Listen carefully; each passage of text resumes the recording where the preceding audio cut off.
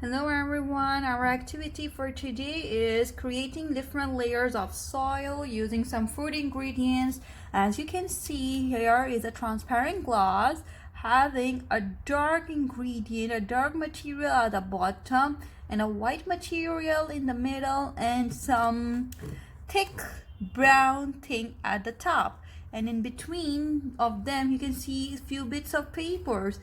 So follow me to discover what's in this activity, what you are going to learn about fossils by practicing this activity. I have got 3 ingredients. The first one is tea, the second is sugar, and the third is cereal. I'm going to create 3 layers of soil using these food items to show you how with the passage of time the dead animals and plants they get embedded in these layers. I have printed and cut pictures of some birds to use as a sample for dead animals. If you are not having a printer, you can either cut the pictures from some old magazines or some books. Otherwise, you can just write down the name of any animal on a small piece of paper to use it as a model. I'm going to put my first layer of tea. Okay. Can balance it by just moving my glass a little bit. I'm using a transparent glass so that you can observe all the layers of different sands, different food items, and the pictures of animals that I'm going to put in them. Now that's my first layer of sand. I'm putting my first dead animal. A duck used to live in this time, but due to some accident or it died. And after many hundreds of years, a new sand layer approached. The sand keeps on depositing on the old layer. At this time, new species, new animals, they start to live for a certain period of time.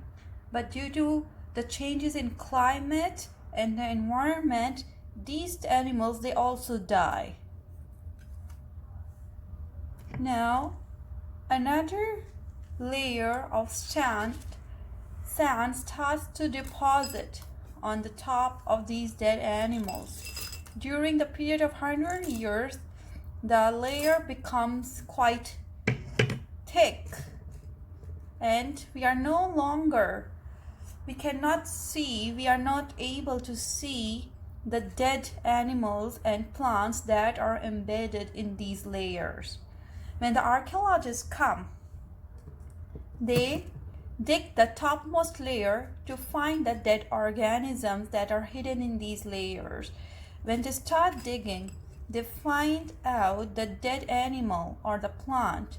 But by that time, the real animal has changed. They are only able to find few traces or some structure that is similar to that old animal, but not exactly the old animal intact. This is now known as fossil, and these are the different layers of sands.